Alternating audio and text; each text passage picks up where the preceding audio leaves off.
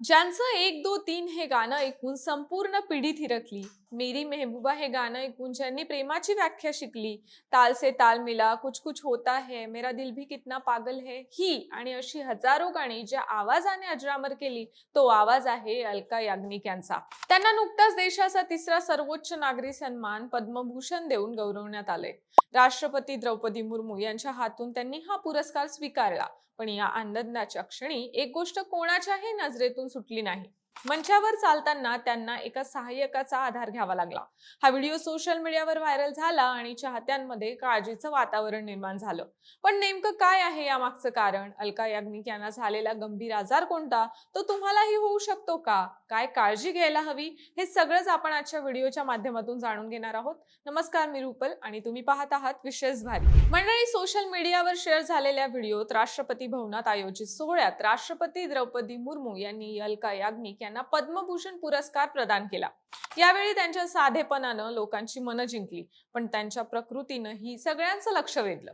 2024च्या मध्यात म्हणजेच जून मध्येच अलका याग्निक यांनी स्वतः इंस्टाग्रामवर एक पोस्ट शेअर करून आपल्या प्रकृतीबद्दल माहिती दिली होती. त्या म्हणाल्या होत्या की एका विषाणूजन्य आजारामुळे म्हणजेच व्हायरल अटॅकमुळे त्यांना ही समस्या उद्भवली आहे. पद्मभूषण स्वीकारताना चालत असताना आधार घेतल्यामुळे त्यांच्या आरोग्याबाबत चर्चा सुरू झाली असली तरी त्यांची तब्येतीची मूळ समस्या जुनीच आहे. TV9 मराठीच्या वृत्तानुसार अलका याग्निक गेल्या जवळपास 2 वर्षांपासून एका दुर्मिळ नर्वस सिस्टीम म्हणजेच मज्जातंतू आणि श्रवण शक्तीशी संबंधित विकाराने त्रस्त आहेत. त्यांनी याबाबत याआधीही सोशल मीडियावर माहिती दिली होती. एका विमान प्रवासानंतर खाली उतरल्यावर त्यांना अचानक ऐकू येणं बंद झालं होतं. ही गोष्ट त्यांच्यासाठी खूप धक्कादायक होती, कारण आवाज आणि श्रवणशक्ती हीच त्यांच्या आयुष्याची आणि करिअरची मुख्य ओळख आहे. यानंतर त्यांनी तातडीने वैद्यकीय तपासणी करून घेतली. वैद्यकीय चाचण्यानंतर डॉक्टरांनी अलका याग्निक यांना rare sensory neural hearing loss असल्याचं निदान केलं.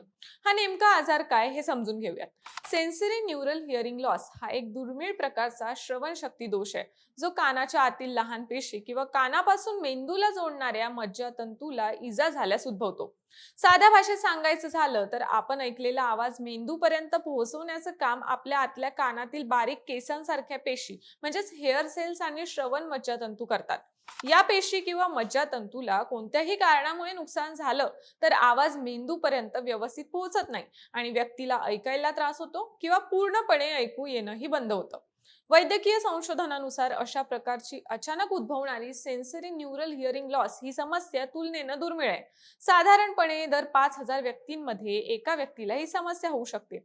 याची कारणं वेगवेगळी असू शकतात. यामध्ये गालगुंड, गोवर, इन्फ्लुएन्झा, चिकन पॉक्स, सायटोमेगालोव्हायरस यासारख्या विषाणूजन्य किंवा जीवाणूजन्य संसर्गाचा समावेश होतो. तसंच आतल्या कानाला झालेली शारीरिक इजा हे सुद्धा आजार उद्भवण्याचं एक कारण असू शकतं. अनेक वेळा या आजाराचं नेमकं कारण डॉक्टरांनाही सापडत नाही.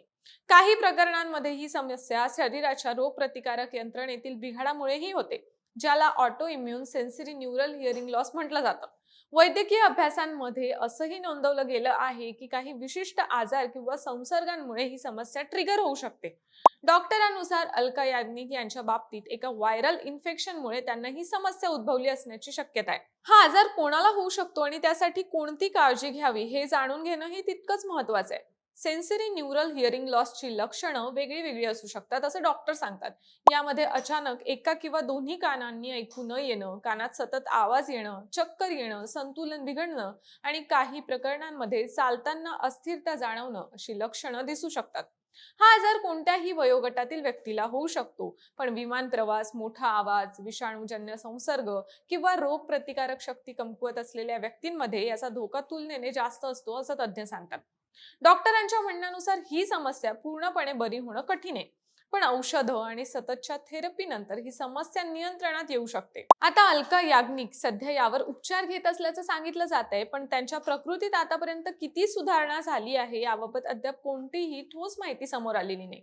अशा प्रकारच्या आजारांवर सामान्यतः स्टिरॉइड्स, श्रवणयंत्र म्हणजेच हिअरिंग एड, तसंच काही गंभीर प्रकरणांमध्ये कॉक्लिअर इम्प्लांट सारखे उपचार केले जातात.